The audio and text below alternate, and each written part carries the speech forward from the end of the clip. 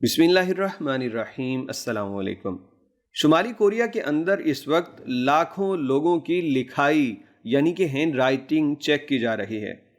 اب اس کے پیچھے بھلا کیا وجہ ہے یہ ہم آپ کو ضرور بتائیں گے، لیکن اس سے پہلے ایک میسج ہے جو شیئر کرنا ضروری ہے، اور وہ یہ کہ آزادی ایک ایسی نعمت ہے جس کی قدر کرنا بہت ضروری ہے۔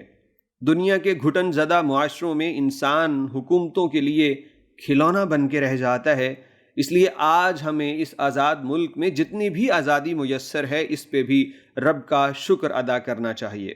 ہم نے اس سے پہلے بھی شمالی کوریا کے کئی قوانین اور عجیب و غریب رسموں کے متعلق بات کی ہے کہ کس طرح سے وہاں کے لیڈران اور برسر اقتدار پارٹی کو خدا کا درجہ دیا جاتا ہے۔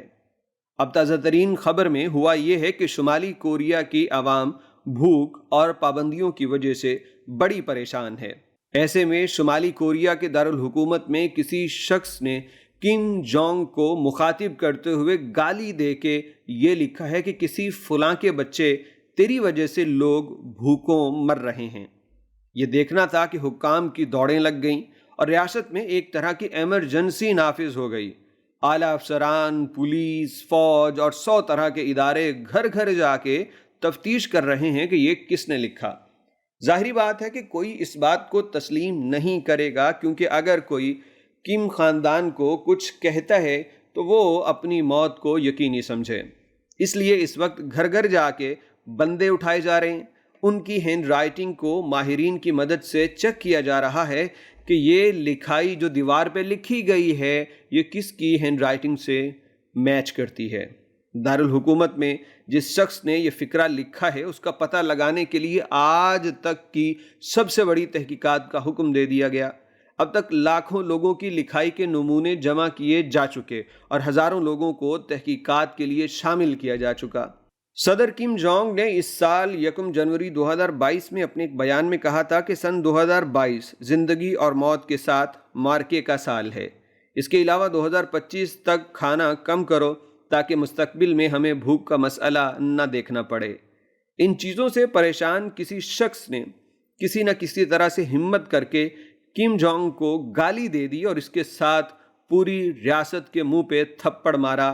لیکن اب یہ ذہنی غلام قوم اب دیکھیے کہ پوری ریاست اسی ایک مدعے پہ لگی ہوئی ہے، جیسے یہ کسی بیرونی طاقت نے حملہ کر دیا، یا جیسے یہ کورونا سے بھی بڑی کوئی مصیبت ہے کہ وہ جملہ کس نے لکھا بس اسی کو تلاش کرو۔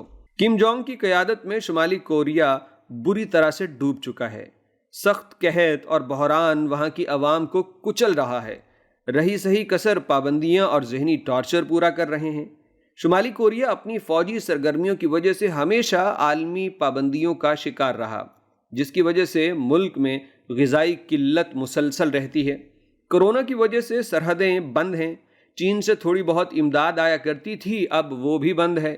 بھوک کی وجہ سے عوام مر رہی ہے اور اسی وجہ سے کسی نے جرت کر کے اتنا سخت رد عمل دیا ہے۔ ذرا سوچیں، ایک ایسا ملک جہاں نہ کپڑے آپ اپنی مرضی کے پہن سکیں، نہ انٹرنیٹ آپ کے پاس، نہ کھانا مرضی کا کھا سکیں، نہ بال بنانے کا انداز آپ کا، اور آپ کو بتایا جائے گا کہ آپ نے رونا کب ہے اور ہنسنا کب ہے۔ یعنی آپ چلنے پھرنے اور حتیٰ کہ سوچنے تک کے اندر حکومت کے ایسے غلام ہے کہ حکومت آپ کو انسان نہیں کسی جانور یا روبوٹ کی طرح ٹریٹ کرتی ہے، اور پھر کہتی ہے کہ ہمارے حکم کو مانو، اور نہ ماننے والوں کو میزائل کے آگے باندھ کے اڑا دیا جاتا ہے۔ یہ ہے وہ غلامی جس سے اللہ نے ہمیں محفوظ کر رکھا ہے اور ہمیں آزادی عطا کر رکھی ہے۔ اس پہ اللہ کا جتنا شکر ادا کیا جائے وہ کم ہے۔